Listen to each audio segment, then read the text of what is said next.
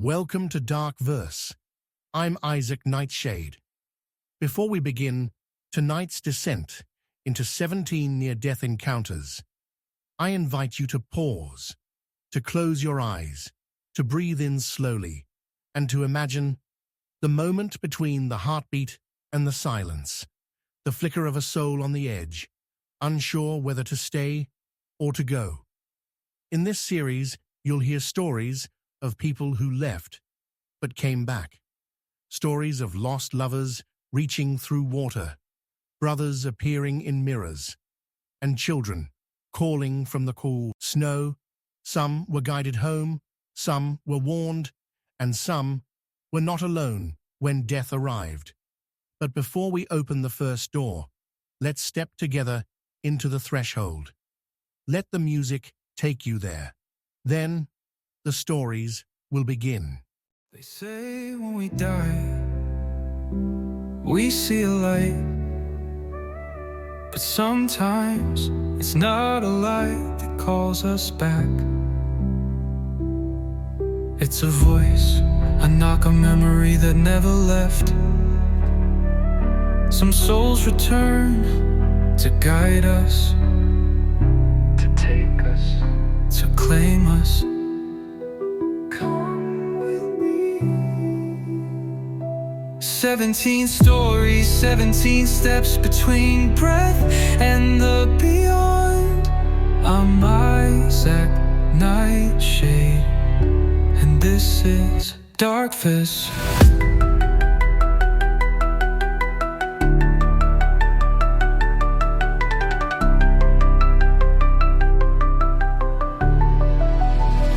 Dark Verse.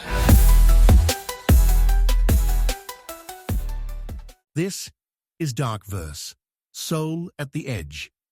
Story 1. She waited at the river.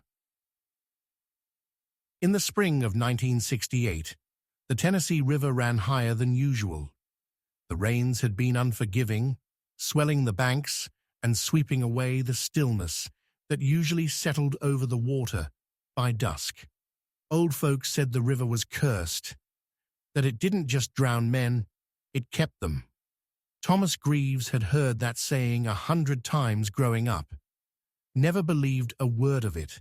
He was a practical man, a retired machinist from Huntsville, with stiff knees, a stiff drink every night, and the sort of grief that settled in the bones like cold. 2 years earlier, his wife Miriam had died of pneumonia, 42 years old. It had been fast, cruel. 1 week she was painting in the sunroom, the next she was coughing up blood, wrapped in blankets he couldn't warm. She died on a Wednesday. He never remembered what happened Thursday. That day in April, Thomas drove out to the fishing dock near the bend, the one nobody used anymore, where the trees grew too close and shade clung like cobwebs. The air was thick, mosquitoes humming, and the sky was the color of wet ash. He tied his boat, climbed in, and pushed off with a slow creak of wood against wood. Didn't bring a life vest, didn't bring bait either, just the whiskey. He wasn't planning to fish. Around 5:30 p.m., a storm rolled in faster than he expected. The sky split with lightning, winds howling across the water. He stood to turn the boat around, but the rain made the wood slick. His foot slipped. His chest slammed the side of the boat. He tumbled into the water. The river was colder than it had any right to be. Thomas hit the surface hard, and the weight of his soaked jacket dragged him down. He kicked, thrashed, but the current was stronger than memory, stronger than grief. The sky vanished above him, and the water turned black. He stopped breathing, and the world shifted. It was quiet, not silent. Quiet, like church halls after prayer. Thomas felt his body, but not his body. He felt light, like a thought, drifting. Ahead of him was a riverbank, but it wasn't like the Tennessee anymore. The trees were willow instead of pine, glowing faintly. The water didn't roar, it whispered. And standing at the edge was Miriam. She wore the yellow dress he loved, the one she'd worn on their first date at the spring fair. Her feet were bare, her hair loose, and she was smiling, but not fully. It was the sad, knowing smile you give someone who's about to remember something they forgot. He tried to speak, couldn't. She stepped closer to the edge of the bank. "You took your time, Tommy," she said. He felt warmth behind his ribs. Her voice was real. "I didn't know where to go," he whispered. "You knew. You just didn't want to come." He tried to step forward. The water around him was like honey now, thick and still. Miriam raised her hand. "No," she said gently. "Not yet." He felt something in the river behind him shift, like something waking up. "You shouldn't be here," she continued, her eyes flicking behind him. "Not yet. You haven't finished." "Finished what?" "Living." Thomas laughed without humor. "There's nothing left. You were the life." Her expression turned sharp. "Don't say that. Not when I waited." The ground trembled. The river shimmered. Miriam looked over his shoulder again. "Something followed you," she said. A cold wave passed through Thomas. "I didn't bring anything." "You always bring it," she whispered. "It knows who you are now." Behind him, the river groaned. A shape rose, towering, slick, black as ink. No face, just limbs, and a sound like sobbing underwater. Miriam backed away. "You have to go. It wants to keep you." "Then let it." She shook her head. "I waited, Thomas. I waited for years, and you didn't come. Don't make me lose you twice." The shadow reached forward. It brushed Thomas's back. Cold, heavy. He began to sink again. Then she stepped into the river, and everything stopped. Miriam placed her hand on his chest. A warmth bloomed. Familiar, impossible. The creature behind him hissed, recoiling. "You don't belong to it," she said. "You belong to me." He tried to hold her. His hands passed through. "I'll see you again," she promised, her form beginning to blur. "When it's real." The river tore open behind her, a blinding light. Then, a sharp crack, a scream, and air. Thomas gasped awake to a stranger's voice screaming, "He's breathing! Jesus Christ, he's breathing!" He was on the boat dock. A young man was doing chest compressions, soaked to the bone. The boat was gone. "How?" Thomas coughed, retching river water. "You must have fallen. I saw your hat floating. Thought you were dead," the man said, voice shaking. Thomas didn't answer. He looked at the river, still, silent, waiting. He told no one what he saw. Who would believe it? But after that day, he changed. Stopped drinking. Started walking to town every Sunday. Even bought a new fishing rod. Never took it out. And every year, on April 14th, he left a yellow daisy on the dock. One day, he wouldn't wake up, but he wasn't afraid anymore, because he knew she'd be there, waiting by the river. Story 2, Dad was at the door. In 2002, the suburbs of Albany, New York, still had a quiet chill about them. In late October, the Halloween decorations had just started going up. Cardboard witches in windows, plastic skeletons on porches, and paper pumpkins taped to doors. For 16-year-old Lucas Renshaw, the season didn't feel festive. It felt heavy. His father had passed away earlier that year, an unexpected aneurysm in the middle of a business trip. One minute, he was calling from a hotel room, asking how school was going, and the next, he was gone. No goodbye, no warning. Just a closed casket and a house that echoed with the silence he left behind. Lucas hadn't cried. Not really. Not at the funeral. Not afterward. His mother said it was okay. Everyone processes grief differently, she told the therapist, but even she knew something in him had turned off. Something important. Then came October the 27th. It started as a normal Saturday. Lucas had stayed up late the night before playing Silent Hill 2 on his PlayStation 2. The haunting soundtrack still looping in his head as he groggily woke up around noon. He skipped breakfast, tossed a hoodie on over his t-shirt, and went downstairs. His mom had left a note saying she was out grocery shopping. The house was quiet. Too quiet.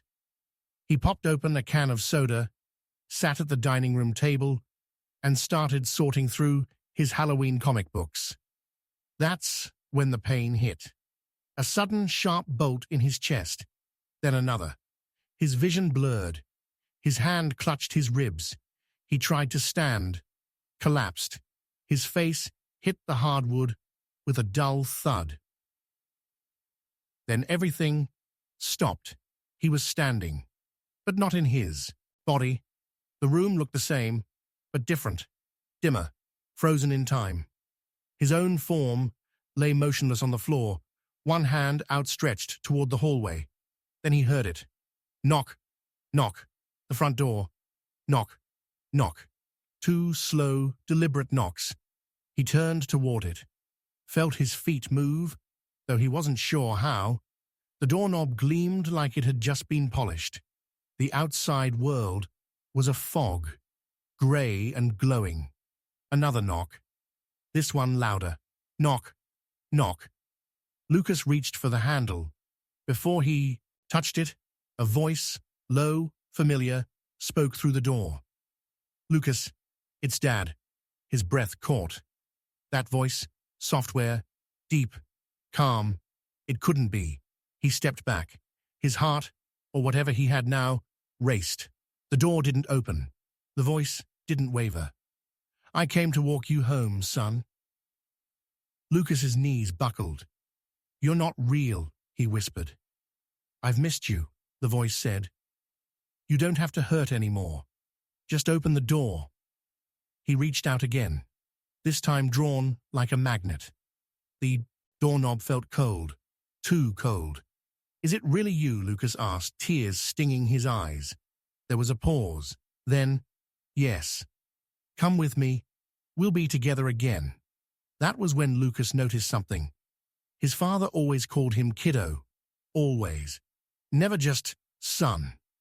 The voice continued, but now something about it felt off, like it was repeating itself, slightly out of sync.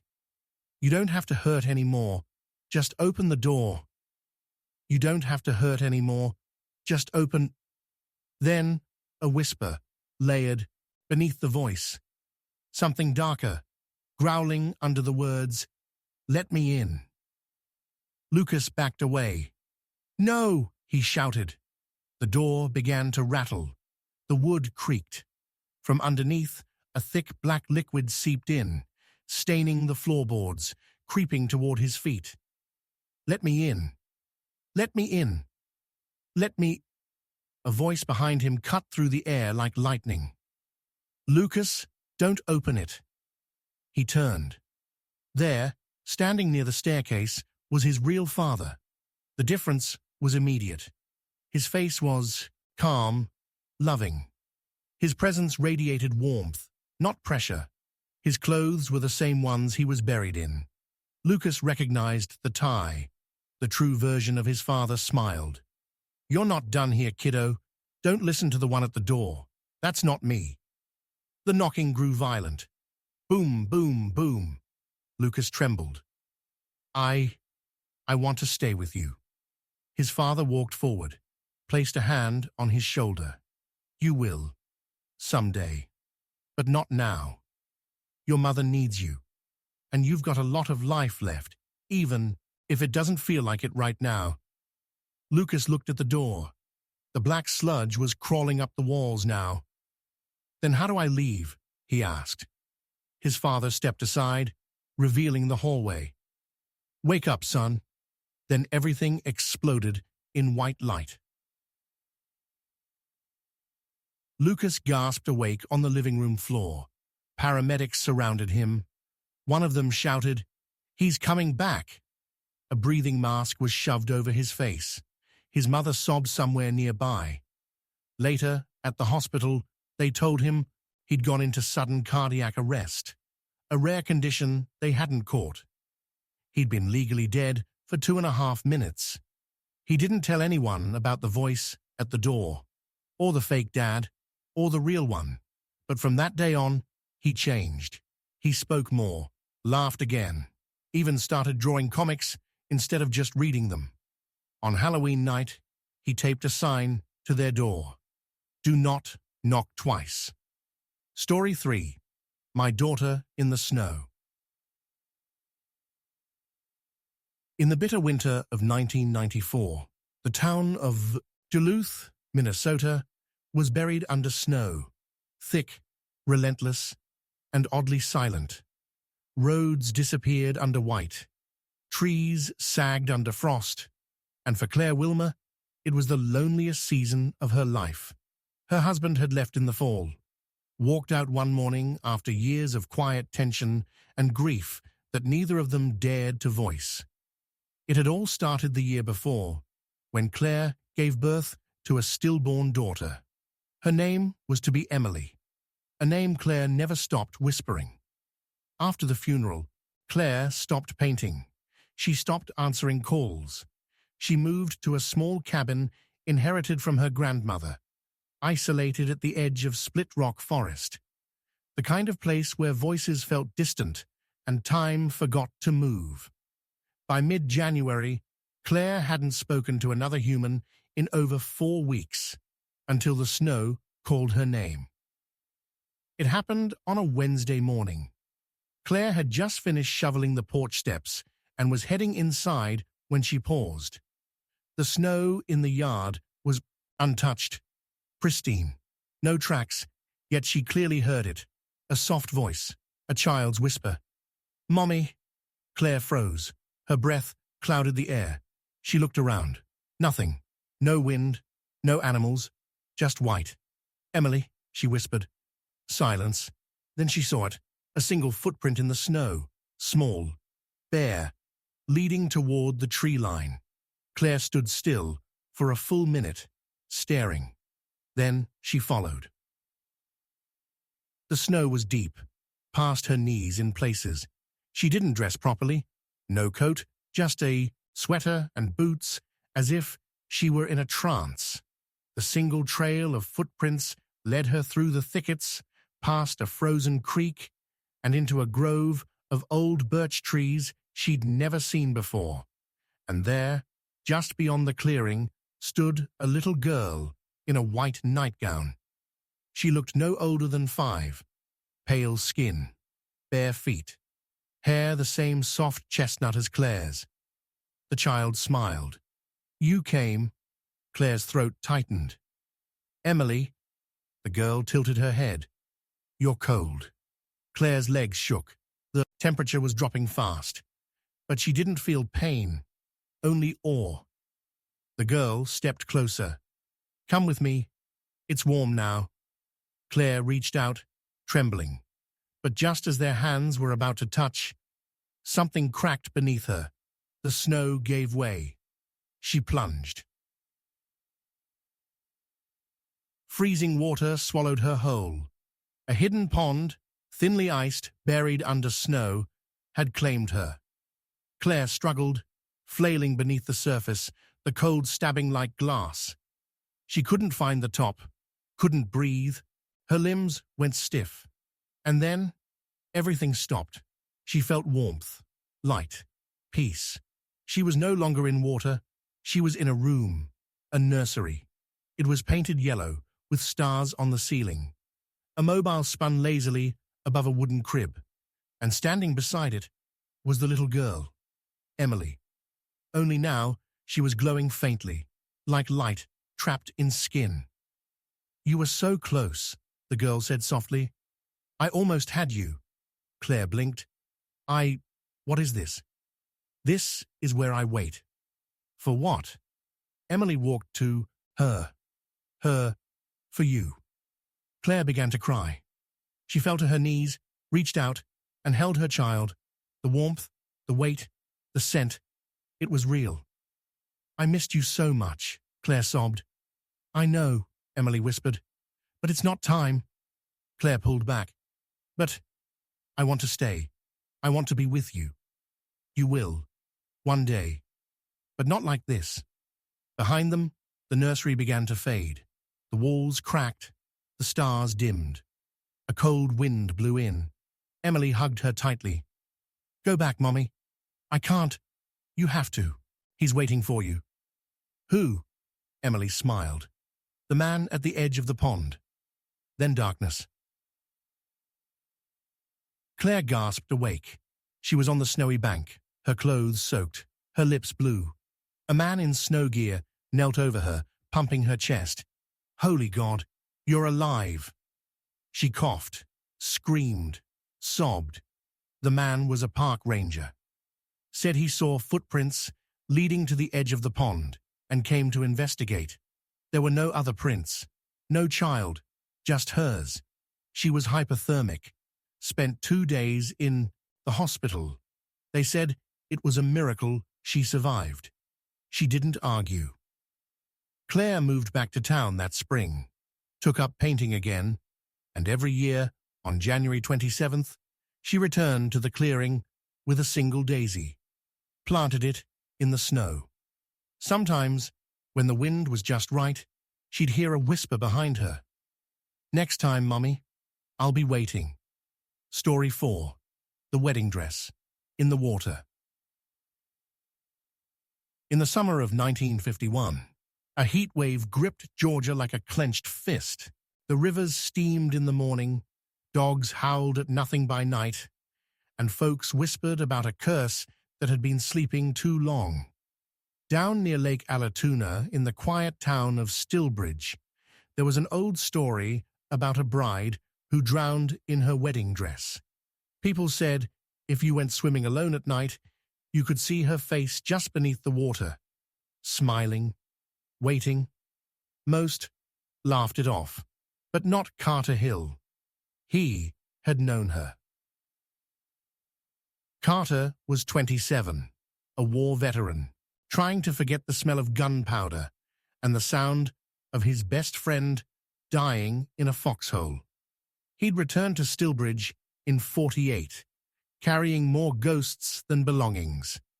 He found work fixing boats at a nearby dock and spent his evenings drinking by the lake, staring into the dark water that never seemed to reflect the stars.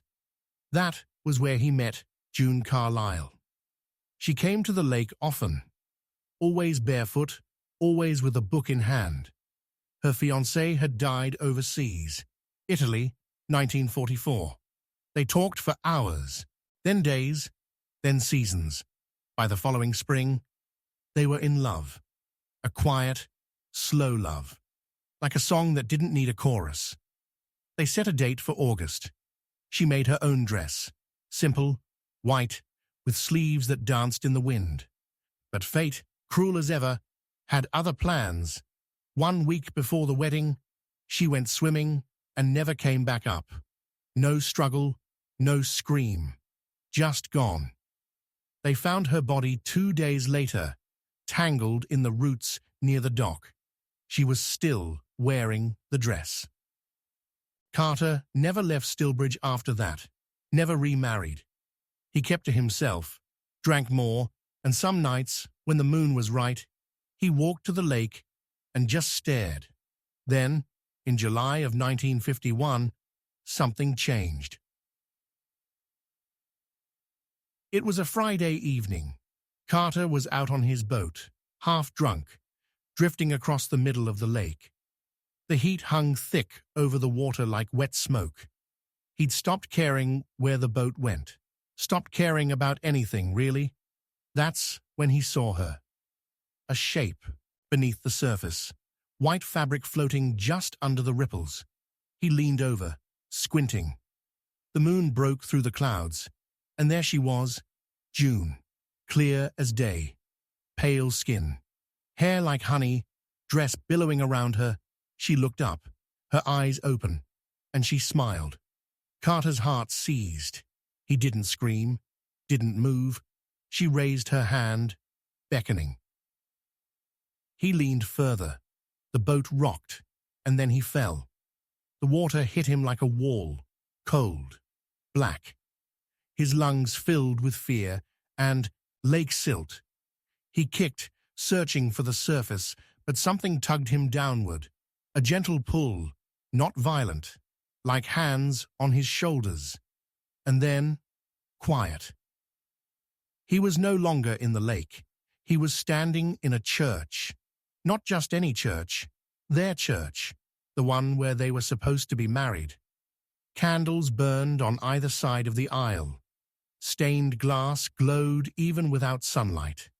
And at the altar, in her wedding dress, stood June. She turned slowly. "You're late," she said, grinning softly. Carter's knees went weak. "Am I dead?" "Not yet," she replied, "but you're close." He stepped forward, tears in his eyes. "I never stopped loving you." "I know." She opened her arms, and he ran to her. They embraced. It felt real, warm, eternal. "This is what I dreamed of," Carter whispered. "I know," she said again, "but it's not time yet." He pulled back. "Why not?" "Let me stay." She touched his chest. "Because the water didn't take your breath." "What?" "Look, this." Carter turned. The church was gone. He was under the lake again, sinking slowly, but bubbles still rose from his mouth. A faint heartbeat echoed in his ears, and above him, a silhouette dove into the water. Someone was trying to save him. "No," he gasped, choking. "No, let me stay." June's voice echoed around him. "Next time, love, but not tonight." A rush of air exploded in his lungs. Hands grabbed his collar. The lake vanished. He awoke coughing on the dock, water pouring from his mouth. An old man from town, a fisherman named Murphy, stood over him, pale with fright. "Saw your boat spinning in circles," Murphy stammered. "Found you face down. You were damn near gone." Carter sat up, wheezing. He didn't speak, just stared at the lake, still, quiet, waiting. He never told anyone what he saw, but from that night on, he stopped drinking, started fixing up the chapel instead. And every year, on the day they were supposed to wed, he left a single white rose at the dock. Some nights, fishermen swore they saw a woman in white standing just beneath the surface, smiling, waiting. Story 5. Uncle Took My Hand. In the spring of 1983, 8-year-old Benji Thorne had two great fears: the dark hall that led to the basement, and choking, both irrational according to his parents. He was a healthy boy, always outside, always barefoot, always talking too much. The kind of kid who filled every room with noise. But something had changed since his Uncle Marvin died the previous winter. Uncle Marvin had been his hero, bigger than life, with a laugh that could shake windows and a pocket full of butterscotch candies. He used to take Benji fishing, taught him how to whistle, even showed him how to tie knots the pirate way. Then one morning in December, Marvin collapsed on the back porch with a cup of coffee in hand. A silent, sudden heart attack. Gone before the cup hit the ground. Benji hadn't spoken much after that. He slept with the light on, and he never touched butterscotch again. It was a Sunday afternoon in April when it happened. Benji was at the dinner table, chewing on a hot dog too fast while telling a story about recess. His parents weren't really listening. Dad was reading the paper. Mum was scraping mashed potatoes into a bowl. He laughed at his own joke, took another bite, and choked. Not a cough, a full-on, silent, stuck breath. He clutched his throat. Eyes bulged. The world narrowed. His mother turned just in time to see him fall from the chair. Darkness rushed in like a wave. At first, there was no pain, just panic, a feeling like falling without end. Then, nothing. Until he opened his eyes, and he was sitting on a dock. The air was warm. The sun was low. Trees rustled nearby, and water lapped softly beneath his feet. It was the lake where he used to go fishing. And beside him, sitting on a wooden stool with a tackle box at his feet, was Uncle Marvin. "About time you showed up, kiddo," he said, grinning. Benji blinked. "Uncle M? You look taller, little more serious." Benji wanted to cry, but the tears wouldn't come. "Am I dead?" Marvin shrugged. "Not yet." Benji looked around. "Is this heaven?" "No," Marvin said. "Just a resting place." "I was choking." "I know. That's why I came." Benji scooted closer. "Can I stay here? With you?" There was a long silence. Then Marvin looked him dead in the eye. "I want you to, more than anything. But you've got years left, kid. Good ones. I miss you. I miss you too." They sat in silence. A dragonfly zipped past. The water sparkled. Then Marvin stood. His smile faded. "Something's coming." Benji looked behind them. Across the lake, a fog had started to roll in. Low, heavy, quiet. The birds stopped chirping. Marvin crouched, taking Benji's small hand in his. "Listen to me," he said, serious now. "You don't go with anything that comes out of that fog. You hear me? That's not your road." Benji was shaking. "What if it calls me?" "You close your eyes and think of something real. Something now." "Like what?" Marvin smiled faintly. "Your mom's mashed potatoes. Your bike with the squeaky chain. Your dad snoring. Your life." The fog moved closer. Shapes began to form in it. Tall, thin, walking slow. No faces. Marvin stood between Benji and the shapes. "They'll try to lie," he said. "They'll try to sound like me, but I'm not in there. I'm scared. I know. But not today, okay?" Benji nodded. Then everything went white. He woke up to his father pounding on his chest and his mother sobbing into the phone. A paramedic arrived seconds later. They said Benji had been gone, no pulse, for almost a minute and a half. It took days for him to speak again. When he did, the first thing he asked was, "Do we still have my fishing rod?" Years later, as a grown man, Ben Thorne would tell no one the full truth of what happened. But on the back shelf of his study, there was a photo, a boy on a dock, a man in a flannel shirt beside him holding a fishing rod, and tucked behind the frame, a single butterscotch candy, still wrapped. Story 6.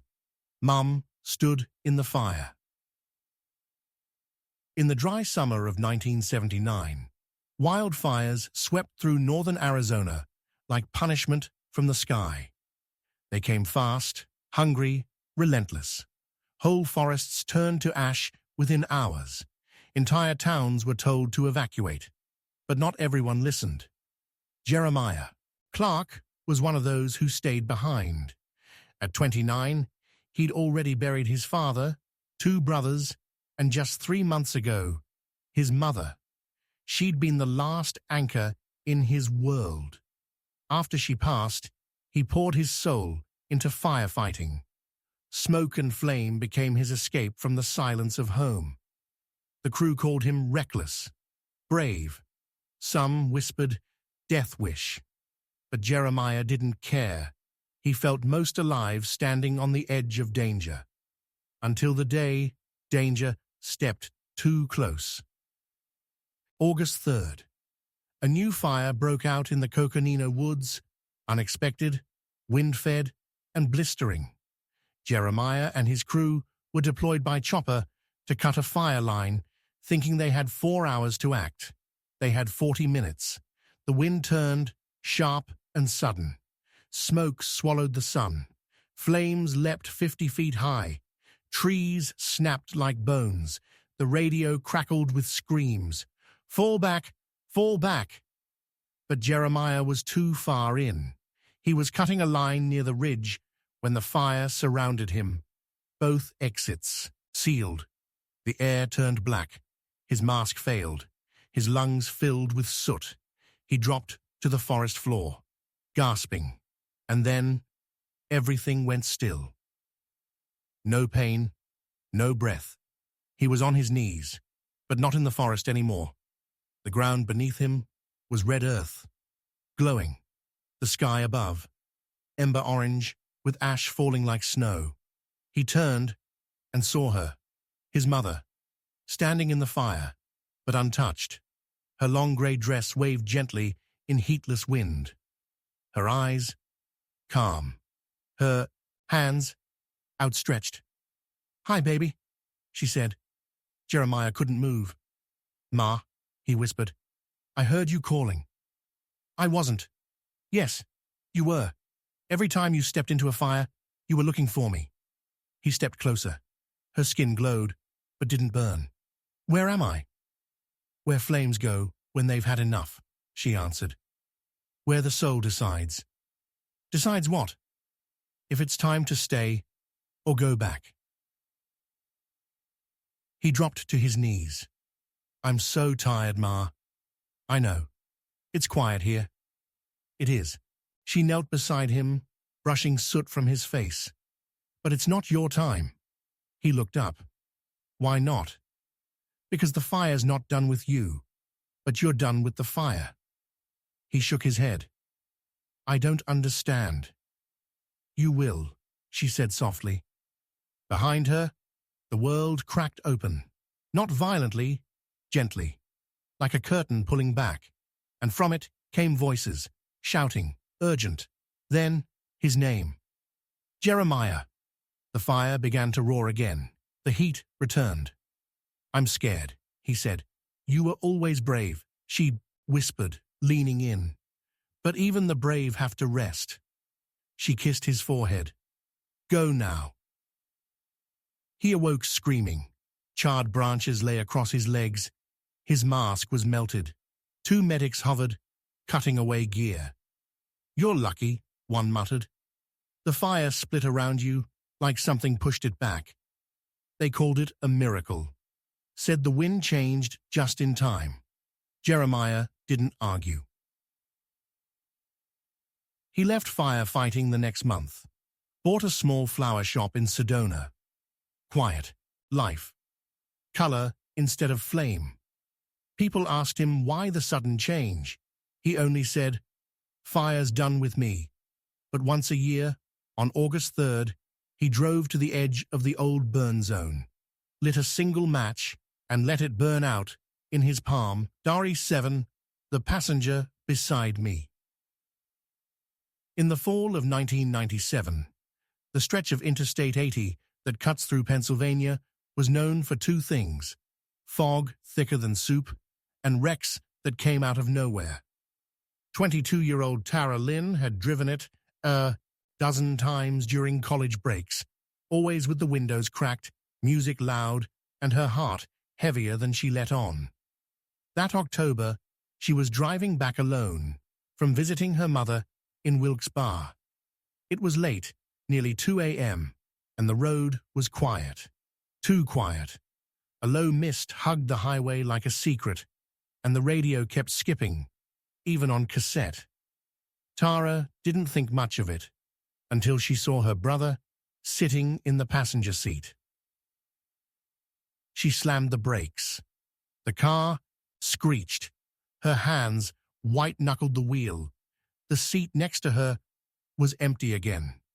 Breathing hard, Tara stared through the windshield, heart hammering. It couldn't be.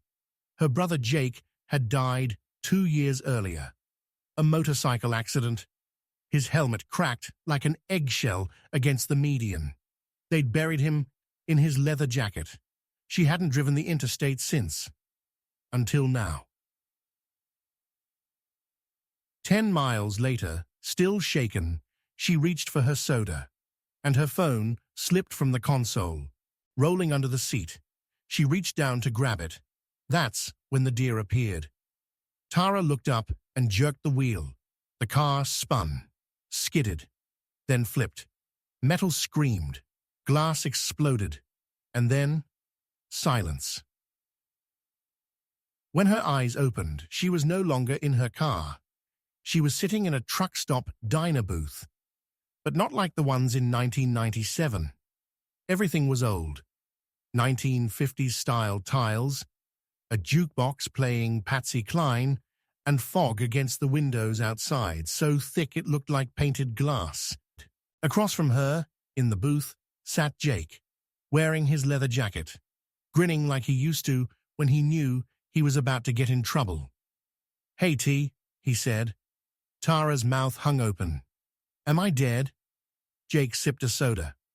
"Not yet." She looked around. "What is this place?" "Between," he said, tapping the Formica table. "Between what?" "Breath and nothing." Tara felt the panic rise. "I saw you, before the crash." Jake nodded. "I've been around." "Why?" He leaned in. "To warn you. But you were always stubborn." She laughed, a wet sound. "You're one to talk." They sat in silence. Then Jake said, "You can stay, if you want." She froze. "But I thought I wasn't dead." "You're close, real close." She looked at him. "Are you happy here?" Jake smiled, but his eyes didn't. "It's not about happy. It's about ready." Tara's voice cracked. "I'm so tired, Jake. Everything hurts." "I know. I just wanted to see you again." "I'm here." She reached out. Their fingers touched. Warmth. Familiar. True. The jukebox stopped. The lights flickered. Outside, the fog turned black. Jake's expression changed. "You've got to go," he said quickly. "Why?" "Something's coming. If it takes you, there's no going back." "What is it?" "Not part of us." She heard something. Distant, like chains, dragging across pavement. The diner windows trembled. Jake stood. "Close your eyes. Say something real. Loud." "Like what?" "Anything you don't want to lose." The lights died. The glass shattered. Black fog poured in. Tara closed her eyes, screamed, "Mum's perfume. The smell of rain on campus. That stupid song you loved. Free bird." The fog roared. Then, silence. Tara woke up upside down in her car, blood in her hair, windshield spiderwebbed. A man's voice shouted outside. "She's alive. I got a pulse." She was airlifted to a hospital. Concussion. 2 broken ribs. A fractured arm. Everyone called her lucky, but Tara knew better. She never drove I-80 at night again. And every year, on the anniversary, she visited an old roadside diner outside Scranton, just to sit, order a soda, and watch the fog roll in. Sometimes, in the reflection of the jukebox glass, she swore she could see him, still grinning, still watching. Story 8. The Man at the Edge of the Cliff.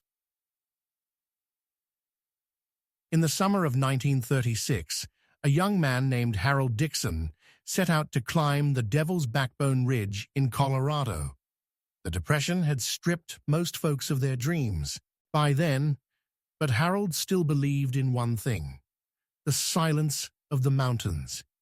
He was 25, a schoolteacher turned vagabond, traveling town to town with a satchel full of poetry and a flask tucked in his boot.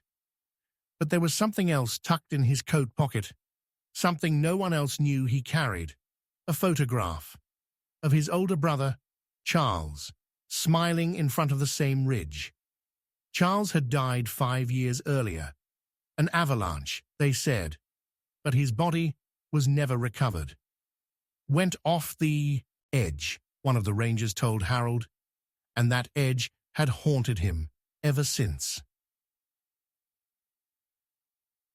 By July, Harold couldn't take it anymore. The headaches, the dreams, the voice that whispered from his whiskey glass. So he bought a rope, packed some rations, and hiked up the mountain. Alone. The air grew thinner with every step. The trail narrowed. The trees thinned into craggy outcrops and dead stumps. The sun dipped low as he neared the ridge. He reached the summit just as dusk kissed the peaks. And there, at the edge of the cliff, stood a man. Harold froze. The figure stood still, back facing him, silhouetted against the sky. Long coat, broad shoulders, just like Charles. Harold's voice broke as he called out, "Charlie!" The man didn't turn. Wind whipped through the rocks. He took a step forward, another, closer to the edge. Harold dropped his satchel. "Wait!" But the man walked forward and vanished over the cliff. Harold ran. No hesitation. He reached the edge and slipped. The rocks crumbled. His foot missed the ledge. Gravity claimed him. The sky spun. The wind screamed. Then, black. When he opened his eyes, he was not broken on the rocks. He was standing on a narrow stone bridge, suspended in a void. Mist rolled below. The air was still. On the far side of the bridge stood Charles, alive, whole, smiling. "I knew you'd come," he said. Harold stepped forward, breath shaking. "It's between," Charles answered. "I fell." "You did? Am I dead?" Charles stepped closer. "Not yet." Harold reached out. "Let me come with you." Charles hesitated. "You don't belong here." "I've got nothing left down there." "That's not true." "Then why are you here?" Charles looked away. "Because I never left. I fell. But my soul didn't move on. I've been waiting." "For what?" "You." The wind picked up. A sound echoed behind Harold, like thunder, but slower, heavy. Footsteps in the dark. Charles looked up, alarmed. "It's found you." "What is it?" "The mountain's shadow. It tries to keep those who almost die." Something massive stepped into the mist, a figure, towering, with arms of broken stone and a face shaped like the cliff itself. It reached for Harold. Charles grabbed him. "You have to go now." "How?" "Jump, off the bridge. Wake up before it takes you." Harold hesitated. Charles nodded. "I'll follow. Someday, but you have to go now." The shadow roared. Harold ran and jumped. He woke up screaming, clinging to a ledge 10 feet below the summit, bleeding. Ribs cracked, but alive. Rescue teams found him a day later after a ranger spotted his satchel. They said it was impossible, that no one could survive a fall from that cliff. Harold never argued.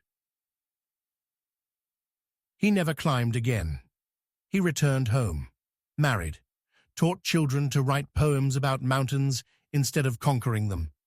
But on quiet nights, he sat on his porch with an old photograph. 2 brothers, 1 mountain, and the faint echo of a promise. Someday. Story 9. Her voice in the tunnel.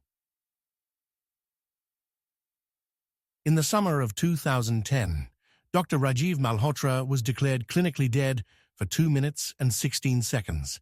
It happened in Chicago during what was supposed to be a routine heart valve repair. Minor risk, textbook procedure. His colleagues were confident. Rajiv had even joked with the nurse anesthetist beforehand. "If I die, I'll haunt this hospital, so do it right." They laughed, but the laugh didn't follow him to where he went next. Rajiv was 56, a cardiac surgeon himself, widowed. His wife Priya had died in 2006 from a sudden aneurysm while folding laundry. One moment she was there, the next, gone. Just like that.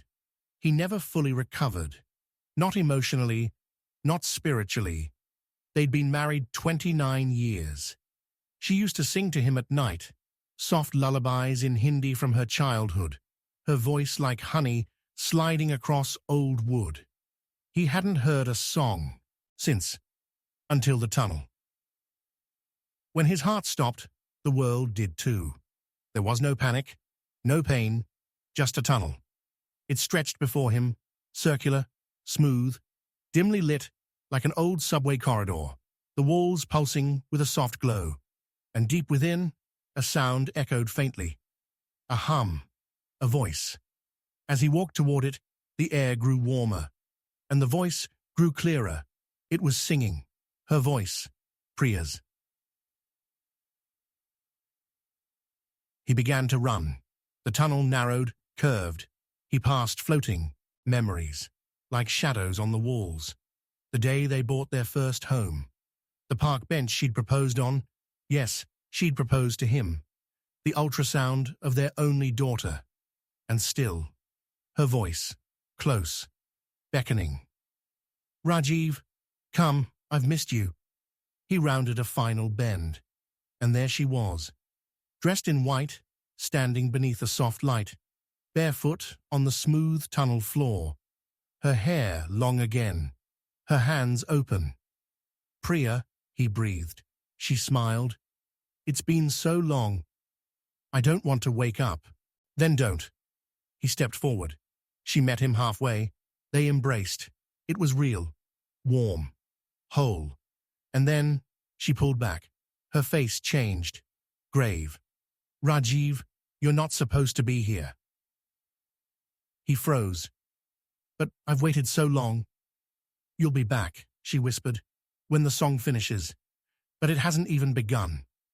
He started to argue, but then far down the tunnel behind him came a sound, a loud mechanical beep, then another, faster, more urgent. He turned. "Don't listen to them," Priya said, holding his hand tighter. "Just stay." But the beeping grew louder, a rhythm, a pulse. Then his daughter's voice, faint. "Dad, please, come back." He looked into Priya's eyes. They shimmered. "You know what you have to do. I can't lose you again." "You won't," she whispered. "You'll just have to wait." The light around her dimmed, and she began to fade. "Priya, Priya." Her final words were barely audible. "Not yet." Rajiv woke, gasping, intubated, his chest, convulsing. Monitors blared. Doctors shouted.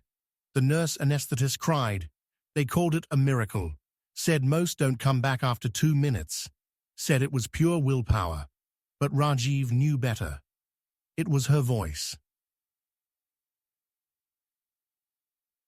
He returned to work eventually, but not to the operating room. Instead, he started volunteering, visiting cardiac patients, especially those too scared to sleep after surgery. And some nights, if a patient was too afraid to close their eyes, he'd sing softly to them. Not in English, not in medical terms, but the same lullaby Priya used to sing. Software, steady, the sound of someone waiting in the tunnel. Story 10. My brother in the ICU. In the winter of 2021, hospitals were filled to capacity. Machines beeped in crowded ICUs, ventilators roared like mechanical lungs, and families waited outside, praying for one more moment, just one, with the ones they loved. That's where Marcus Taylor found himself. Room 312, ICU wing, Roosevelt Medical Center, Ohio. He was 40 years old, a paramedic, healthy, strong, never smoked, never had high blood pressure. But COVID didn't care. He came in coughing and never left the bed again. 3 days in, he was sedated. 4 days in, they placed him on a ventilator. 5 days in, his heart stopped. He was flatlined for 1 minute and 41 seconds, just long enough to go there. Marcus opened his eyes to snow, not hospital lights, not ceiling tiles, snow, falling soft, as ash over a quiet field, blanketing the ground in white silence. He stood barefoot on ice, but didn't feel cold. He looked down. No tubes, no machines, just him. Then he heard it. Laughter, familiar, high-pitched, boyish. He turned and saw his twin brother, Malcolm. Malcolm had died 12 years earlier in a highway crash. Same birthday, same face. One gone before 30, but here he was again, running through the snow toward Marcus like they were kids again, wearing the same red jacket he died in, that same lopsided grin. "Yo," he shouted. "Took you long enough?" Marcus couldn't move. "Malcolm?" "In the flesh," he smirked, then looked down. "Sort of." They hugged. It felt solid, real. I didn't think this was what death looked like," Marcus said. "This ain't death," Malcolm replied. "It's the lobby." "The lobby?" "Between floors. You're not on the top floor yet, but the elevator's moving." Marcus looked around. The snowfield stretched endlessly. "So what happens now?" Malcolm's expression turned serious. "You've got a choice." A low wind passed between them. "Stay here," Malcolm said, "and you don't go back. We walk into that field together, and that's it. Or you turn around. Go back to that mess. The mask, the tubes, the pain." Marcus closed his eyes. He wanted to stay, so badly, to stop fighting. "You always were the tired one," Malcolm teased. "I'm just tired of being alone," Marcus said. "You're not." He raised his hand and pointed behind Marcus. Marcus turned and saw someone standing far in the fog. A woman, crying. It was his sister, Jasmine, still alive, still praying in the hospital chapel, even now. "She needs you," Malcolm said. "I don't know if I can make it." "I didn't either," Malcolm whispered. "But you did." And the snow around them grew heavy. The field began to dim. "They're calling you," Malcolm said. "I can hear it. You got to choose. Now." Tears welled in Marcus's eyes. "I don't want to lose you again." "You're not," Malcolm said, stepping back into the fog. "You're just giving me more time to get things ready." "Ready for what?" "For when it really is your time." Then Malcolm smiled. "Not yet, bro," and disappeared. Marcus gasped awake, tearing the ventilator tube from his throat. Nurses screamed. A crash cart rolled in. He was back, alive. Recovery took months, but every day he got stronger. Every day he whispered Malcolm's name before sleep, and every time it snowed, he sat by the window, watching the flakes fall, waiting for a field to open again. Story 11. Under the Willow Tree. In the quiet town of Marlow, Georgia, the year 1961 slipped in slow and still, as if the world was trying to catch its breath after too much living. Eleanor Grady was 74 that spring, widow, former schoolteacher, spoke softly, moved slower, and lived in a house no one else wanted. An old farmhouse with peeling shutters and a willow tree that had grown so wide its limbs touched the ground like curtains. It was beneath that tree, back in 1913, that she'd first kissed Thomas, and it was beneath that tree, 50 years later, that she felt death coming for her. Her hands had been trembling for weeks. The coughing started next, dry at first, then thick. The doctor in town said it was time working its course. Polite way of saying, there's nothing to be done. Eleanor didn't argue. She simply walked home, made tea, and sat by the window each day, staring at the willow, waiting. And one evening in early May, the sunset was gold and peach. Too beautiful, she thought, for a dying woman. She poured herself a final cup of tea. Then the pain hit. Sharp, deep, final. She collapsed on the wooden floor, her cheek against the boards. Her breath shallow, slower, slower still. Then, nothing. She opened her eyes to wind. Not pain, not cold, just soft wind and music. A faint violin carried through the air like a memory. She was standing beneath the willow, but younger now, wearing the blue dress she wore the night Thomas proposed. The branches parted like drapes, and there he was. Thomas, not old, not grey, but 20 again, straw-coloured hair, eyes that still made her heart stutter. He stood beneath the tree, smiling like he knew a secret. "Hello, Ellie," he said. She didn't speak, just ran into his arms. They held each other for what felt like days. The world had no clocks here. Then he stepped back. "You found your way," he whispered. She nodded. "I was always walking toward you." He smiled, but his eyes darkened slightly. "You can't stay," she blinked. "Why not?" "Because the willow's still watching." A sound rustled above them. The tree's limbs creaked. Leaves began to fall, dry, blackened, curling. The trunk split slightly, and something emerged from the bark. Not a figure exactly, a shape. Tall, faceless. Its presence soaked the air like mold. Thomas grabbed her hand. "It waits for the uncertain, those who hesitate." "I'm not hesitating," she said. "But you are," he replied softly, "because you still remember the way home." "No one's there," she whispered. "No one left."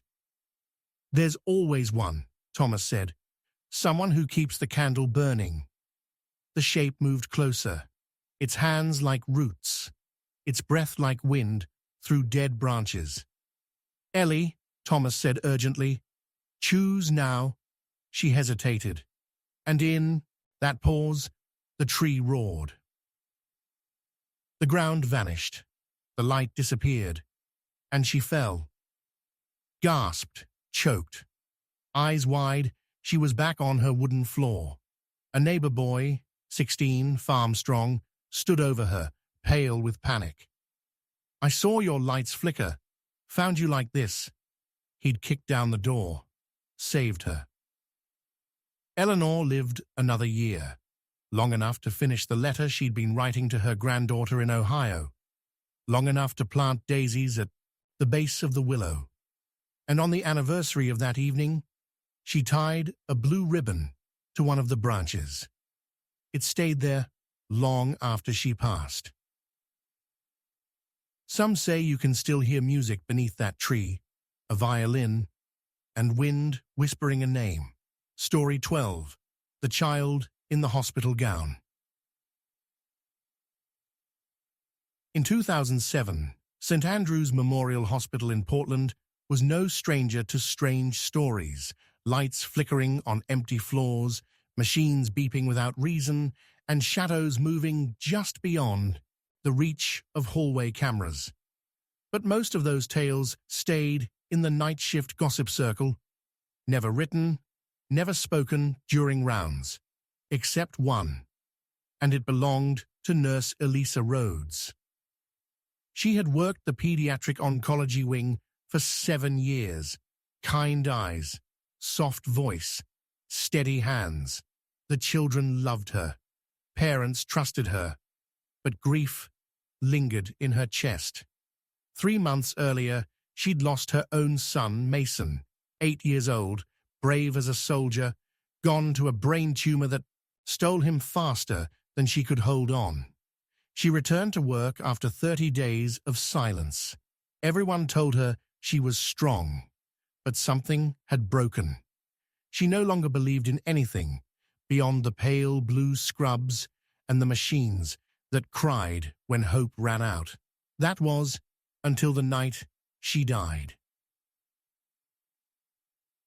It was a cold November evening. The hospital was unusually quiet. No codes, no chaos, just a gentle hum of monitors and an occasional hallway cough. Elisa was restocking linens when she felt dizzy. The floor swayed. Her breath shortened. She tried to call out, but collapsed beside the supply cart. Her heart stopped. Darkness, then light. She awoke, not in a room, but in a hallway. Dimensions endless. Flickering fluorescent lights overhead. The walls pulsed with a soft glow, familiar, yet unreal. She stood slowly, looking down. She was barefoot, wearing a hospital gown. Footsteps echoed ahead, small, bare feet on tile. A child emerged from around the corner. His gown trailed behind him. Bald head, wide, tired eyes, but smiling. Elisa felt her knees weaken. "Mason?" He stopped, tilted his head. "Hi, Mommy." She ran to him, dropped to her knees, held him close. It felt whole, not memory, not a dream, real, warm, alive. "I missed you so much," she whispered. "I know," he said. She pulled back. "Is this heaven?" He shook his head. "Not yet." "Then what is it?" He glanced over his shoulder. The hallway behind him grew darker. "There's a door," he said. "And? If we open it, you stay." She stood. "Then open it." He hesitated. "Are you sure?" "I don't want to go back." His expression turned serious. "But someone just called your name." From the other end of the hallway, a voice echoed faintly, a nurse's voice, real, panic in the tone. "Elisa?" Elisa looked back toward it. The hallway shimmered. Mason held her hand tighter. "You don't have to go. I won't be mad." "But you're here." "I am," he nodded. "But so are they." She saw flashes then. A child in room 308 who'd asked for her that morning. A scared father waiting in the hallway for news. A little girl who only slept when Elisa hummed that old lullaby. "They still need you," Mason said. "But I can't do it anymore." "Yes, you can. You're stronger than me." "No, baby, I'm not." "You are," he smiled, leaning in. "And I'll be right here until the real time comes." The door behind him creaked open, but he didn't step through. He let go of her hand and waved. Elisa woke up on the floor. 2 nurses crouched over her. The defibrillator pads had already shocked her once. She gasped, clutched her chest, and sobbed. They said she'd flatlined for 79 seconds. They said she was lucky. She said nothing at all. But she changed, returned to the children, held their hands longer, sat with them even after her shift ended. And in room 312, above the nightlight switch, she placed a sticker, a simple cartoon boy in a hospital gown, smiling. Story 13. Grandpa's Train. In the spring of 1944, while the world was unraveling in war, 11-year-old Peter Bell fell ill with scarlet fever. It started with a rash, a fever, a sore throat, but soon it was hallucinations, a high-pitched ringing in his ears, and a body too weak to lift his own spoon. The family doctor visited daily, shaking his head more with each passing day. Peter's mother cried in secret. His father drank in silence, but Peter didn't mind the sickness much, because every time he closed his eyes, he saw the train. It came first in dreams, a long black steam engine, hissing with white fog, rolling through fields that shimmered silver under a sunless sky. Peter stood on the platform, in striped pajamas and wool slippers, no ticket, no bags, just waiting. And standing beside the conductor's box, hat tilted, overcoat fluttering, was his grandfather. Grandpa John had died 3 years earlier from a heart attack in his sleep. He was a quiet man, strong hands, smelled like wood smoke and tea leaves, told Peter stories about stars and what came after life. Peter always remembered one line in particular. "When my train comes, I won't be afraid. I'll know the tracks." "Now," Grandpa smiled from the steps of the train. "Your train's early," he said. Peter blinked. "Is it mine?" "Not unless you get on." "Can I?" "You could. Or you could wait a little longer." "For what?" Grandpa looked up at the pale sky. "For the people who need you." Peter didn't understand. At school, he was shy. He had no siblings. His parents didn't talk to him much. Who would miss him? He stepped closer to the train. The conductor tipped his hat. "Departure in 1 minute." Peter looked at Grandpa. His eyes were sad now. "If you get on now, you skip the hard stuff." "Is there hard stuff?" "More than you think." "Will you be here later?" Grandpa stepped down, crouched to his eye level. "I'll always be here, but this is your first choice." Peter's lip trembled. "I'm scared." "I know." They held hands. Then a bell rang. The train hissed, and Grandpa let go. "Go home now," he whispered. Peter woke up screaming, sweating. His fever had broken. He recovered over the next 3 days, shaky but breathing clearer, eating again. The doctor called it a miracle response. His mother just cried harder, this time in the open. Peter didn't tell anyone about the train for years, but as he grew, he began to write. Quiet stories, deep stories about children and dreams, about choices and ghostly platforms. And every now and then, when a child in his family grew ill, he sat at their bedside and whispered, "If you see the train, you don't have to get on." The night Peter Bell died peacefully in his sleep, nearly 60 years later, a nurse swore she saw something from the hallway window, a column of white mist rolling past the edge of the hospital, and the faint sound of a whistle. Story 14. He Waited by the Tree Year, 2016. Word count, approximately 2,000 for dark verse. Narrated by Nightshade. In 2016, the city of El Paso, Texas, was caught in the grip of a heat wave. It hadn't rained in nearly 40 days. The air shimmered above asphalt, and the trees in Lincoln Park stood like scorched sentinels, leaves curled inwards like clenched fists. On the evening of July 18th, Omar Velasquez was shot during a mugging gone wrong. He bled out beneath a mesquite tree just off the main trail, his phone still clutched in one hand. No wallet, no witnesses, just the dry wind, rustling branches above. He should have died. They said he did die for over 3 minutes, but Omar remembered everything. He remembered floating, not above his body, like in the movies, but above the park.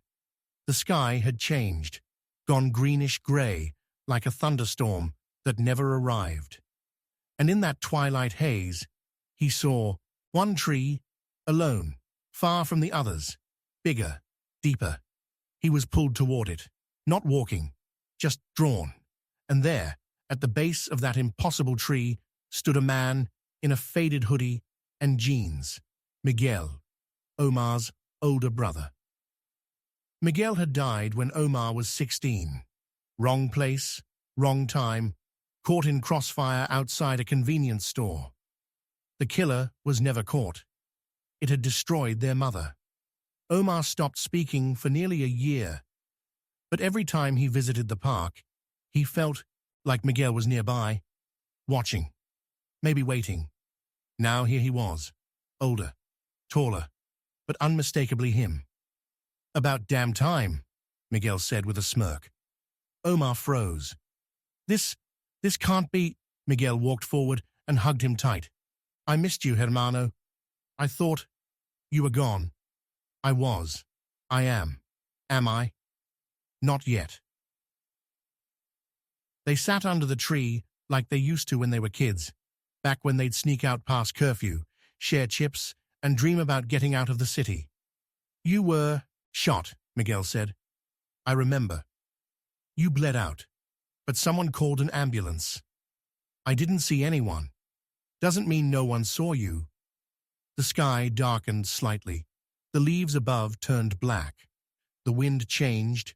Miguel stood. "They're looking for you," he said. "Who?" "Things that collect the ones who hesitate." Omar rose slowly. "I'm not hesitating." Miguel raised a brow. "Aren't you?" Omar hesitated. I don't know if I want to go back. It's all been so heavy." "I know," Miguel said, "but you still have time to get it right." "And if I stay?" Miguel didn't answer. He looked past Omar. A tall shadow stood on the other side of the tree. No face, just shape, taller than any man. Its hand stretched forward, fingers like smoke. Omar backed away. Miguel stepped between them. "You don't take him," he growled. The shadow hissed, then vanished into the ground. "Was that death?" Omar asked. Miguel shook his head. "Something older. It feeds on regret. You stayed still too long." "What? Now?" Miguel smiled faintly. "Now you choose. Will I see you again? When the time is real." Omar looked down. The ground beneath him pulsed. He took a breath and stepped back. He woke up in a hospital room, heart monitor beeping, his mother sobbing quietly beside him. He reached out, touched her hand. She froze, then broke into tears. Omar never spoke about Miguel, not fully, but he began visiting the park every week. Sometimes he sat by the mesquite tree. Sometimes he talked softly to it. And sometimes, when the wind rustled just right, he could swear he heard a voice. Good choice, hermano. Story 15. The Piano Room. In 1988, in a modest two-story house in Hartford, Connecticut, the DeVries family kept a piano no one played anymore. It stood in the far corner of the living room, covered in dust and silent as the secrets woven through the home's foundation. Once, it had filled the house with music, mostly lullabies. Claire DeVries, age 17, hadn't touched the piano since her mother died 2 years earlier. Her mother had been a pianist, a music teacher, and the brightest sound in Claire's childhood. She died suddenly from a brain aneurysm. One moment playing a sonata, the next, gone. Since then, the house was quiet, and Claire had found other ways to cope, until the night she didn't wake up. It happened on a Friday. Claire had stayed home, sick from school, a migraine gnawing at her skull. She took a double dose of sleeping pills. On accident, she claimed, but her diary, later found half written on the floor, hinted at something deeper. "I'm just tired," she'd scrawled, "and I miss the music." She fell asleep on the couch, wrapped in her mother's old shawl. Her breathing slowed, then stopped. She opened her eyes in a room bathed in amber light. The air felt warm, scented faintly of lavender and old paper, and there, at the piano, sat her mother, playing. Claire didn't speak at first. She just listened. The notes were slow, soft, wrapped in something she hadn't felt in years. Peace. Then her mother turned. "Hi, darling," she said gently. Claire's knees buckled. "Mum?" "Yes, baby." They embraced, and Claire felt something break in her, a weight she didn't know she'd been carrying. "I'm so tired," she whispered. "I know. Can I stay?" Her mother paused. "You could," she said softly, "but you don't have to." Claire looked around. The room was endless, yet familiar, a dream made of childhood memories. "But I don't want to go back," Claire said. "There's no music." Her mother smiled faintly. "Then bring it back." The piano keys stilled. A shadow moved across the ceiling, quiet, watching. Claire turned. A figure stood in the corner, tall, thin, faceless, its hands long and pointed. It said nothing, but reached forward. Her mother stepped in front of it. "She hasn't chosen yet." The figure hesitated, then retreated into the walls. Her mother turned back to Claire. "Do you hear them?" she asked. Claire listened. Faintly, voices, crying, begging, her father's, her younger sister's, calling her name. "They still need you," her mother said, "and you've got a song to finish." "I don't remember how it goes," Claire whispered. Her mother reached for her hand. "I'll play the first notes. You finish it." And then, light, cold, sound. Claire gasped, coughing violently, her chest seizing. Paramedics hovered above, her sister sobbing by the door. They had found her just in time. It took months for her to recover, longer to forgive herself. But one morning she sat at the piano again, played a single note, then another. And by summer, the house echoed with music again, a new piece, one unfinished, one alive. Story 16. The wedding photo year, 1975. Word count, approximately 2,000 for dark verse. Narrated by Nightshade.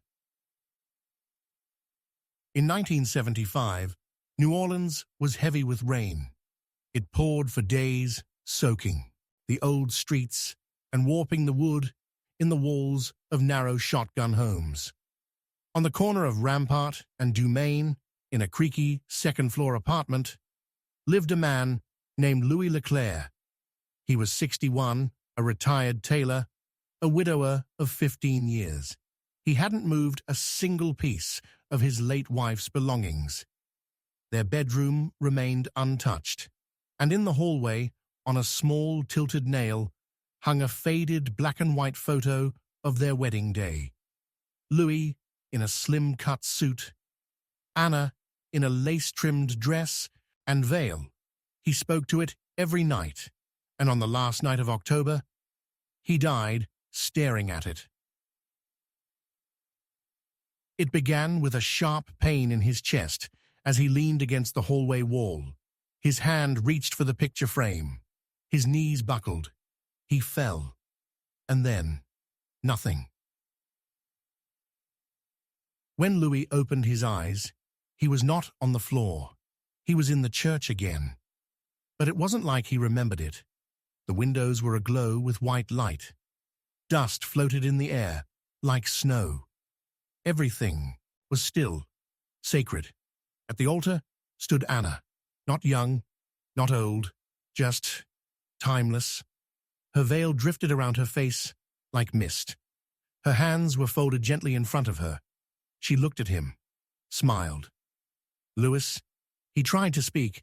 She stepped down from the altar. "Dance with me," she whispered.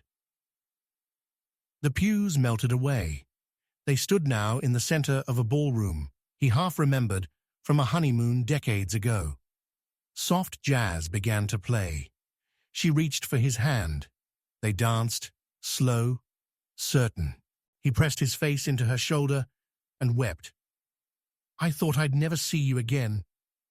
I was always just beyond the veil," she said softly. They danced for what felt like an eternity. Then she pulled back. "Louis, do you see?" "See what?" She turned him, and there, against the wall of the ballroom, was their wedding photo. Only now, they looked different. Older, more weathered, but happy. "Every year you looked at that picture," Anna said, "you brought me closer." Tears filled his eyes. "Then let me stay." "You can. Really? But if you do, the photo fades." He turned. It was already losing color, draining into sepia, then gray. Anna's voice softened. "You must decide." He heard something distant, a creaking door, a voice, urgent, a neighbor's. He wasn't sure. Anna stepped back. "You always loved me with everything, but there is still life in you." "I have nothing," he whispered. "You have a nephew who visits, a young tailor who needs you. You have stories left. I just want to be where you are." Anna reached up and touched his cheek. "You will be." Then she kissed him. Louis gasped awake, sprawled on the hallway floor. A neighbor knelt beside him, crying, clutching his hand. "Ambulance is on the way. Just hold on, Mr. Leclerc." He survived the heart attack, walked with a cane, talked less, smiled more, and for the first time in 15 years, he moved the wedding photo, set it beside his work table, where he stitched sleeves and pressed collars. He never told anyone about the ballroom. But some nights, when he was alone, he played old jazz records and danced, one hand outstretched as if someone was still holding it. Story 17. The Mirror Wasn't Empty Year, 1999. Word count, approximately 2,000 for dark verse. Narrated by Isaac Nightshade. In the final week of 1999, while the world feared the ticking over of clocks and computer failures that might never come, a woman named Serena Voss lay in labor at Mercy General Hospital in Milwaukee.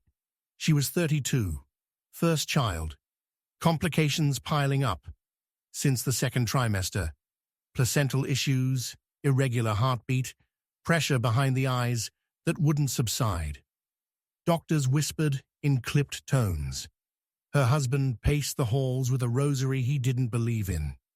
Inside the delivery room, Serena faded in and out, blurry voices, hands, sharp lights. Until one moment, in between heartbeats, everything went silent, and a mirror appeared. Stood tall, wide, its gold frame warped like something out of a Victorian parlor. Serena wasn't lying down anymore. She stood barefoot, on marble tiles, in a white shift, staring at her own reflection. But the reflection didn't move, didn't blink, didn't match. It watched. Then it stepped forward, out of the mirror. Serena staggered back. The woman before her looked just like her, only paler, colder, older. But behind her eyes lived something else. "You're ready?" the mirror woman said. "For what?" Serena whispered. "To leave." Serena looked around. The room was endless. The ceiling vanished into mist. "This isn't real." "Isn't it?" her double said. "You're dying." "No. You're tired, bleeding inside. You feel it." Serena fell to her knees. "I can't leave my baby." "He's not here yet," the double said. "You could walk away now. Let go. No pain. No fear." Serena sobbed. "I want to hold him." "You might not survive." "But he might." The mirror woman stepped closer. Her hand was cold as glass. "Let me carry you away." Then Another voice. Software, warm, familiar. Serena, don't. Serena turned. Her grandmother stood beside the mirror, not sick, not dying like she had been in her final years, young, strong, wearing that old floral dress from Easter of '86. Grandma, don't listen to her, the older woman said. She's not your reflection, she's your fear. The double hissed, you don't belong here. Grandma ignored her, took Serena's hand. You still have songs to sing, stories to tell, a baby to name. I'm so scared. All mothers are, she smiled, but you don't walk away before the first hello. The mirror began to crack. Light poured from it. The double screamed and shattered. Serena gasped awake in the hospital bed, mid-contraction. Nurses shouted. Doctors rushed in. The baby was in distress, but alive. So was she. Her son was born 10 minutes before midnight, on December 31st, 1999. Healthy, strong. The nurses called it a miracle. Serena only nodded. She never told them about the mirror. But in her nursery, above the crib, she hung a frame with no glass, just a blank border, so that no reflection would ever climb through. Welcome back from the edge. You've just walked through 17 doorways into the unknown, where love reaches past death, where whispers echo in fire, snow, and water, and where souls never forget the ones they leave behind. Some returned, some didn't, but each came face to face with the one question that haunts us all. What waits for us on the other side? I'm Isaac Nightshade, and this has been Dark Verse. If you felt a chill, if a name or memory stirred while listening, perhaps someone was trying to say hello. Until next time, lock your doors, trust the light, and don't follow every voice that calls you from the dark.